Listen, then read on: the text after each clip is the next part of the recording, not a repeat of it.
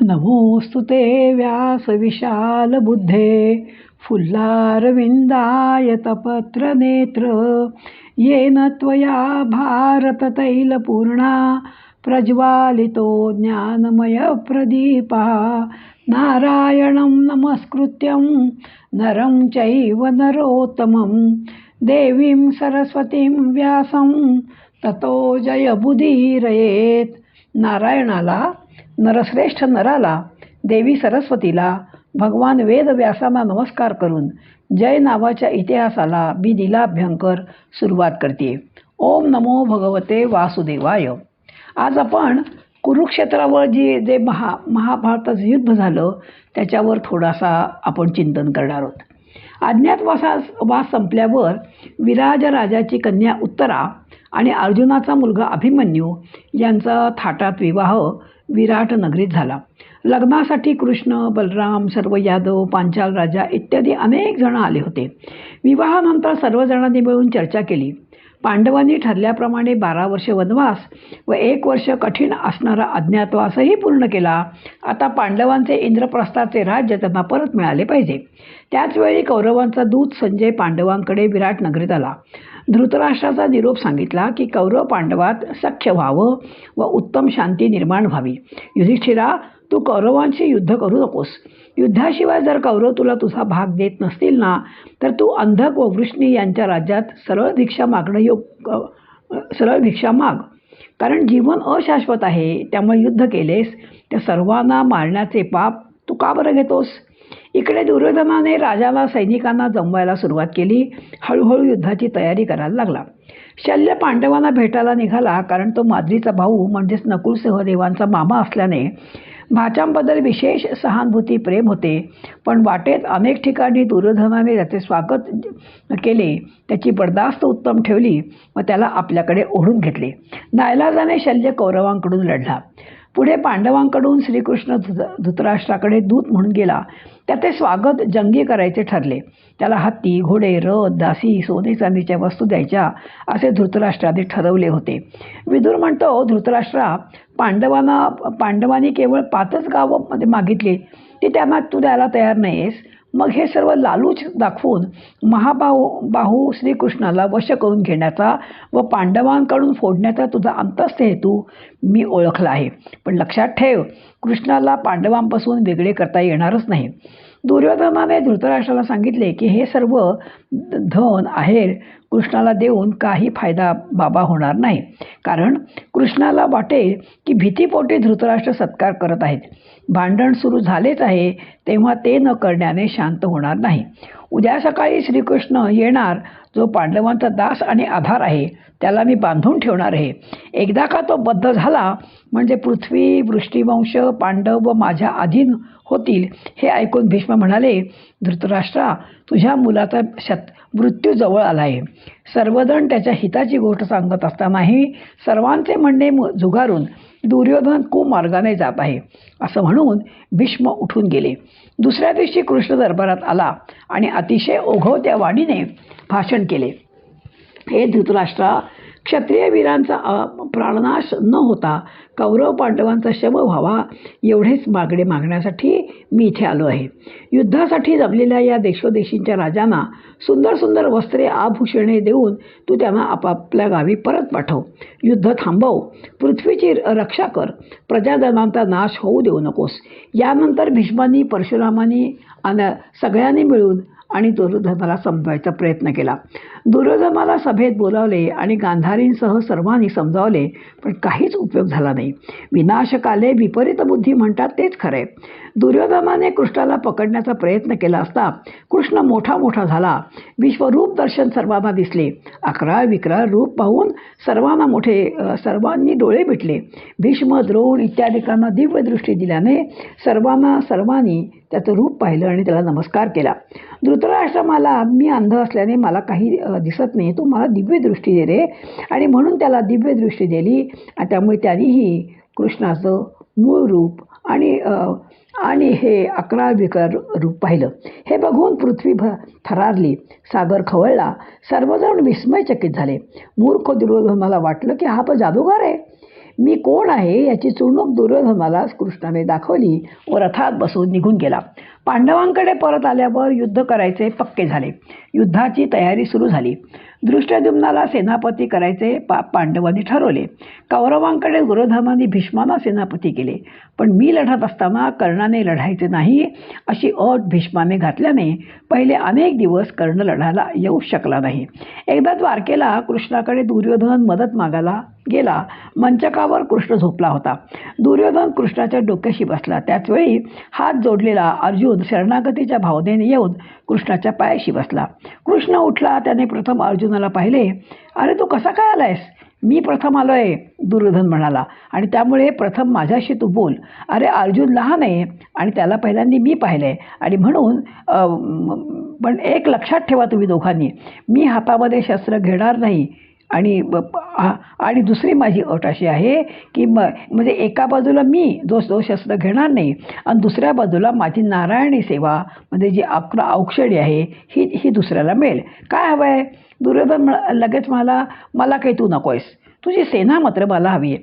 म्हणजे मला भगवंत नको आहे हे भगवंताच्या मुखावर म्हणजे म्हणणारा मला वाटतं दुर्योधन एकटाच असावा. अर्जुन म्हणतो, कृष्णा तू मला हवास. सेना घेऊन दुर्योधन निघून गेला. कृष्ण विचारतो, अरे अर्जुना, मला घेऊन काय उपयोग रे? मी तर शस्त्रही घेणार नाही. कृष्णा, खरं सांगू का? अरे मी सर्वांची लढेन व जिंकेन पण तुझ्या नुसत्या असण्याने मला सर्व काही मिळेल. अरे कृष्णा, तू कधीतरी माझा सारथी व्हावास. आजी माझी म्हणजे कधीची इच्छा होती ती आता पूर्ण होणार. आपण सुद्धा आपल्या जीवनाचं सारथ्य कृष्णाला द्यावं, हाती सोपवावं आणि मोकळं व्हावं. कुरुक्षेत्रावर युद्ध करायचं ठरलं आणि महाभारत म्हणजे गृहयुद्धाचा इतिहास होय. हे युद्ध एकाच वंशाच्या भावाभावात झालेलं आहे. झालं असलं तरी त्यात भारतातील तत्कालीन सर्व राजसंपत्तीची आहुती पडलेली असून त्यात मनुष्य संहार म्हणजे 40 लाख केवळ 18 दिवसात झाली.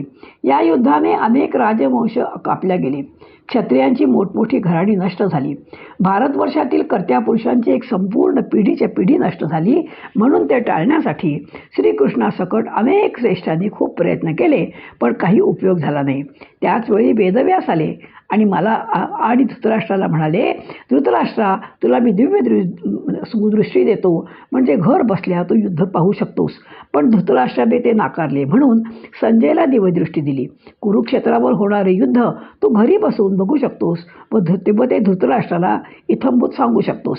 त्यावेळी तुला कोणीही त्रास देणार नाही, तुला कोणी मारणार नाही असा व्यासाने त्याला म्हणजे संजयाला वर दिला.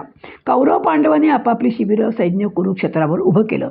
भीष्माचार्य सेनापती या नात्याने रथी महारथींची संख्या दुर्योधनाला सांगू लागले. दुर्योधना, अरे तुझ्या सैन्यात लाखो करोडो रथी आहेत. तुम्ही 100ही बंधू उत्तम रथी आहात. सर्व प्रकारच्या युद्धात तुम्ही कुशल आहात.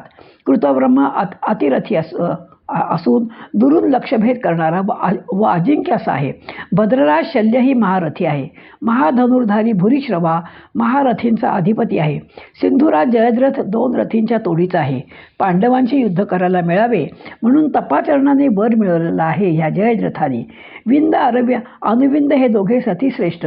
तुझ्या दुःशासनाचा पुत्र वेगवान असून रथी. शकुनी मामा हे रथी. त्या अश्वत्थामा हा महारथी. द्रोण वृद्ध असूनही तरुणालाही लाजवेल असा श्रेष्ठ धनुर्धारी आहे व अतिरथी आहे. अर्जुनाला मारणार नाही पण हे द्रोणाचार्य कधीही अर्जुनाला मारणार नाहीत. बालिक महारथी तुझा मित्र गर्विष्ठ बढाईखोर तीच तो महारथी तर नाहीच पण साधा रथीही नाही, तो अर्धरथी आहे असं म्हणायला हरकत नाही. अशा प्रकारे विस्तृत माहिती सर्व वीरांबद्दल भीष्माने सांगितली. युधिष्ठिर रथी श्रेष्ठ आहे. भीमसेन 8 रथींच्या तोडीचा आहे. नकुल सहदेव रथी आहेत. अर्जुनाला तोडीचा रथी कोणीही या जगात नाही. इवन देव असुर हे सुद्धा त्याच्या तोडीचे नाहीत. 5ही द्रौपदी पुत्र महारथी आहेत. उत्तर हा रथी श्रेष्ठ आहे. विराट द्रुपद हे महारथी आहेत. दृष्टद्युम्न हा महारथी असून त्याचा मुलगा अर्धरथी आहे. अशी माहिती भीष्माने दुर्योधनाला सांगितली. समोरासमोर दोन्ही बाजूचे योद्धे उभे राहिले. श्रीकृष्ण म्हणाला अर्जुनाला की तू आता विजयासाठी दुर्गेचे स्तोत्र म्हण. अर्जुनाने हात जोडून म्हणायला सुरुवात केली. मंदार पर्वतावरील वनात वास्तव्य करणाऱ्या कुमारिके, काली, कपाली, कपिल, कृष्ण पिंगले, तुला माझा नमस्कार असो. हे महाकाली, तुला मी वंदन करतो. तू माया आहेस, तू मोहिनी आहेस, तू तुष्टी आहेस, तू पुष्टी आहेस, तू घृती आहेस. देवी म्हणाली, तुला नारायणाची साथ असल्यामुळे तू नक्कीच विजयी होशील. सर्वांनी आपापले शंख फुंकले. भेरी वाद्यांचा आवाज आणि गर्जनेचा आवाजाने युद्धभूमी दणाणून गेली. अर्जुनाने रथ मध्यभागी घ्यायला कृष्णाला सांगितले. आजोबा, मामा, काका, पितृपरिवार पाहून अर्जुन गर्भगळीत झाला, मोहांध झाला. यांना मारून मला राज्य नको, त्यापेक्षा मी भीक मागेन. हे ऐकल्यावर भगवंताच्या मुखातून जी झरझर गीता प्रसवली. आपण भाग्यवान की महाभारतामुळे आपल्या सर्वांना गीतारूपी रत्नांची माळ मिळाली आहे. आपण पुढे ही माळ आपल्या सगळ्यांच्या गळ्यामध्ये पडणारच आहे. पूर्ण गीता ऐकल्यावर अर्जुनाने आपले आवडते धनुष्य धारण केले आणि हे पाहून सर्वांना खूप आनंद झाला. शंख फुंकले. इतक्यात युधिष्ठिर रथाखाली उतरला. ते पाहून सर्व भाऊ पण उतरले व हात जोडून भीष्मांकडे गेले व युद्धाची अनुमती मागितली. भीष्म म्हणाले, विजयी भव, तुझ्या येण्याची मी वाटच पाहत होतो. नसता जर आलास ना तर मात्र मी शाप दिला असता. नंतर द्रौप, कृप, शल्य इत्यादी श्रेष्ठांचा आशीर्वाद युधिष्ठिराने मिळवला. पुढे भीषण युद्धाला सुरुवात झाली. पहिल्या दिवशी भीष्माने पराक्रमाची शर्थ केली. या ठिकाणी पुत्राला पित्याची ओळख पटली नाही. भाऊ भावाला ओळखत नव्हता. मित्राला मित्राची ओळख पटत नव्हती. दुर्योधनाने भीष्मांचे रक्षण करण्यासाठी खूप सैनिक आजूबाजूला ठेवले होते. पहिल्या दिवशीचे भीष्मांचे प्रक्षुब्ध होणे पाहून दुर्योधन खूप खुश झाला. परंतु युधिष्ठिर मात्र खूपच विषण्ण झाला, कारण या भीष्मांना जिंकणे शक्य नाही. युधिष्ठिर म्हणाला, पाहता पाहता भीष्म माझ्या सर्व सैन्याचा संहार करेल. दुसऱ्या दिवशी धृष्टद्युम्नाने क्रौंचा ऋण नावाचा व्यूह रचला. व्यूहाच्या शिरस्थानी द्रुपद राजा, नेत्राच्या ठिकाणी कुंतीभोज, वैचैद्य, अनुकंप व किरात, कंठाच्या ठिकाणी युधिष्ठिर, पृष्ठस्थानी भीम आणि दृष्टद्युम्न आणि पंखाच्या ठिकाणी, त्या व्यूहाच्या 2 पंखाच्या ठिकाणी 10,000 योद्धे, मस्तकाच्या ठिकाणी 1,00,000 आणि पृष्ठस्थानी 1,25,000 अशा प्रकारची विशाल व्यूहरचना त्यांनी केली. युद्धाला सुरुवात झाली. अर्जुनाने कौरव सैन्याची चांगलीच दाणादाण ससे होलपट केली. भीष्माने अनेक बाण अर्जुनावर मारले. भीष्माने रागावून श्रीकृष्णाला विद्ध केले. कृष्णाला जखमी झालेले पाहून अर्जुनाने भीष्मांच्या सारथ्याला विद्ध केले व तो त्यांच्यावर तुटून पडला. या 2 नरश्रेष्ठांचा पराक्रम पाहून सर्वांना आश्चर्य वाटत होतं. चौथ्या दिवशी तर कौरव सैन्यांचा प्रचंड संहार झाला. भीमसेनाने रथातून उडी मारली व प्रचंड गदा घेऊन गदसैन्यावर आक्रमण केले.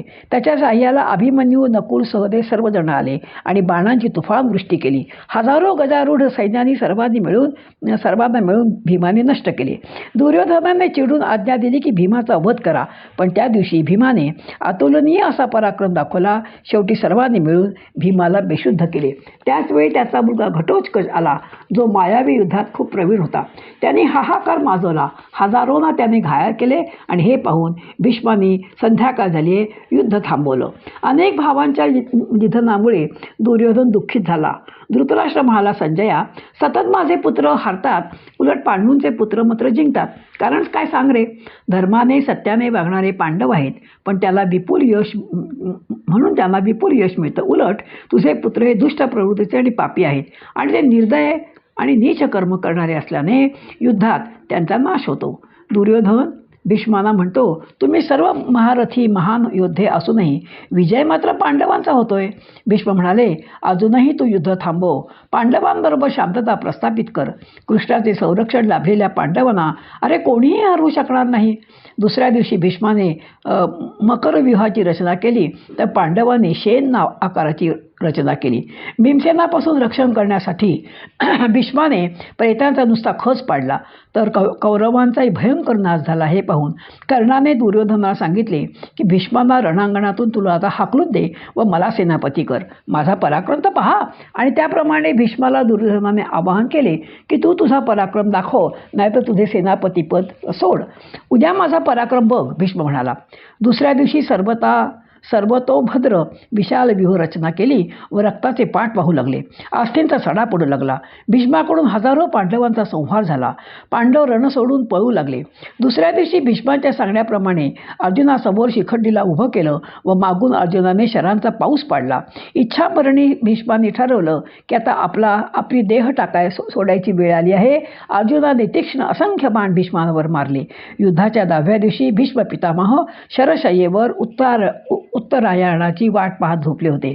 स्वर्गातून पुष्पवर्षाव झाला. पांडव खुश झाले तर कौरव खिन्न झाले. युद्ध थांबलं. त्यांच्या दर्शनाला सर्वजण आले. त्यांची मान खाली लोंबकळत होती. उशी आणायला सर्व धावले. अर्जुनाने तीन तीक्ष्ण बाण मारून उशी तयार केली. एका बाणाने गंगेची उत्पत्ती करून पितामहांची तहान पण भागवली. कर्णाला भीष्माने तो आता मनाप्रमाणे युद्ध करायची अनुमती दिली. युद्ध थांबवायला परत एकदा दुर्योधनाला सांगितले.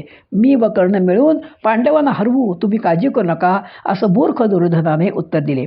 भीष्म धारातीर्थी पडल्यावर कौरवांनी द्रोणाचार्यांना सेनापती बनवले. द्रोणाने विचारले दुर्योधनाला की तुझी काय इच्छा आहे? वीर युधिष्ठिराला पकडून माझ्यासमोर आणा, म्हणजे परत एकदा मी युद्धात त्याला खेळवीन व परत ते वनवासात जातील. मग माझा जय हा निश्चित आहे. अर्जुनाने प्रतिज्ञा केली की मी धर्मराजाला कधीही पकडू देणार नाही. उभयपक्षी तुंबयुद्ध झालं.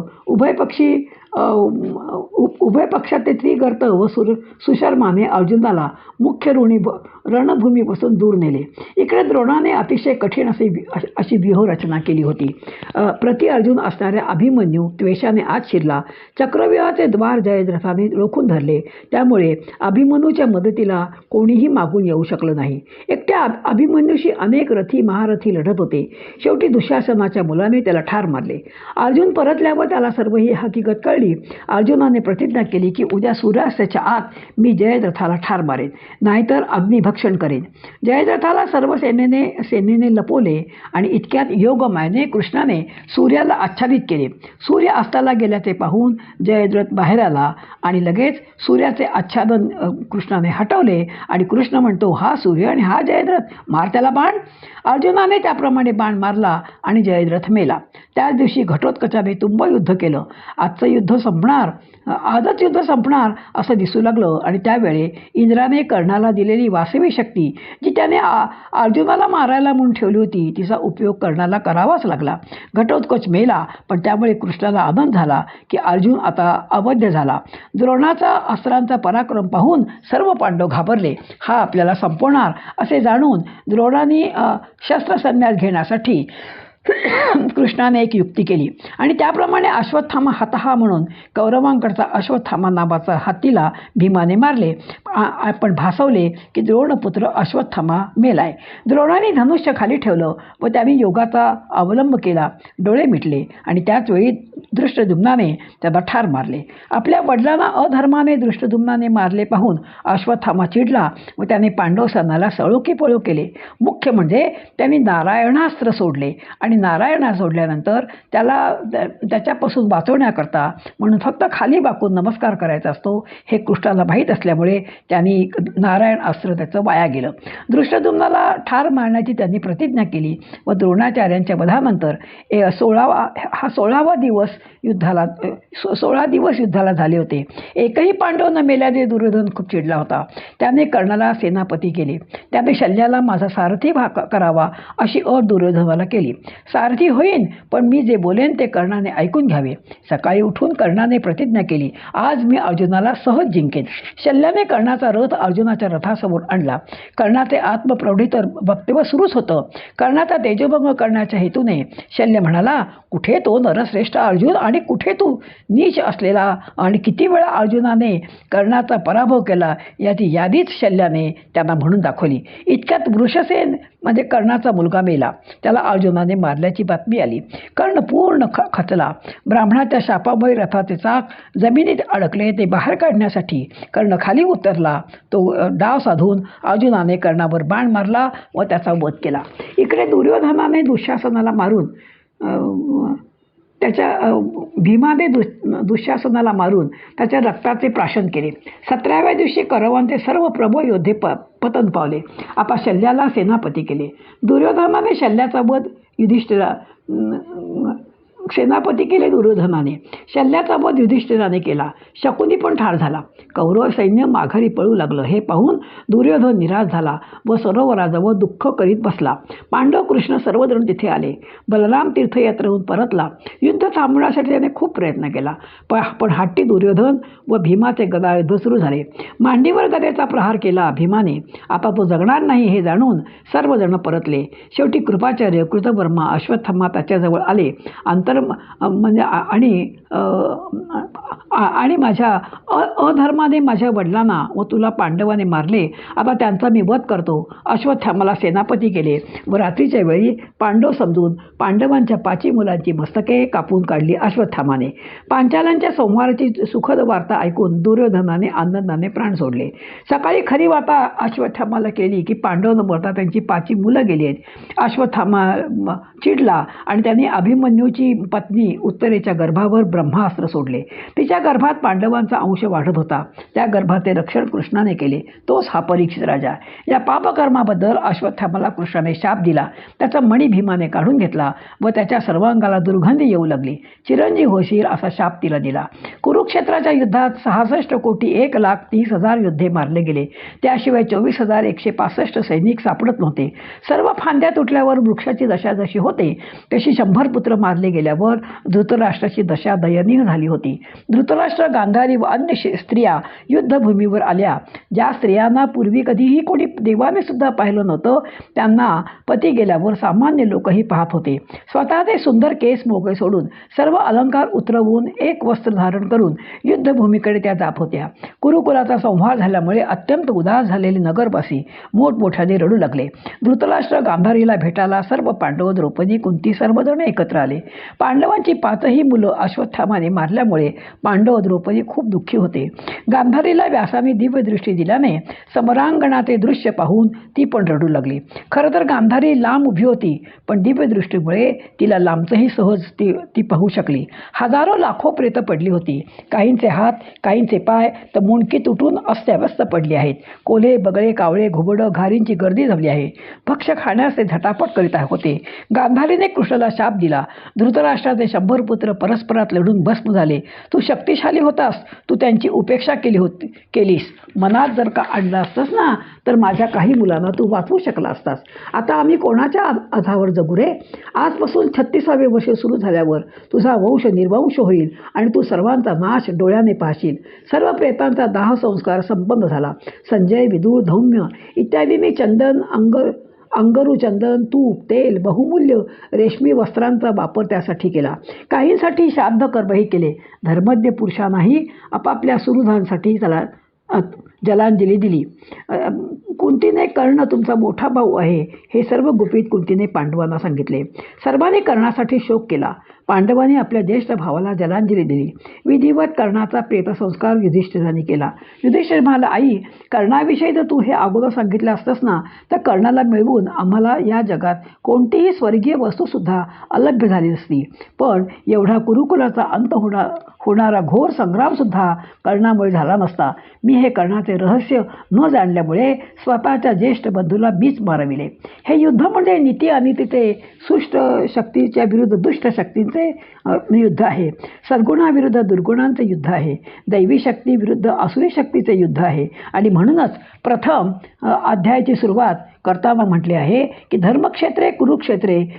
त्याचा गर्भित अर्थ असा की धर्मक्षेत्र हे पांडवांना उद्देशून तर कुरुक्षेत्र हे कौरवांना उद्देशून शब्द आहेत. विजय धर्माचा आणि सत्याचा होणार हे ठरलेलेच आहे. कारण सत्याच्या बाजूने प्रत्यक्ष श्रीकृष्णासारखा युगंधर परमेश्वर उभा आहे. तो धर्माच्या रथाचे सारथ्य करतोय. तोच करविता आहे. त्या करवित्या कृष्णाला माझा नमस्कार. ओम नमो भगवते वासुदेवाय.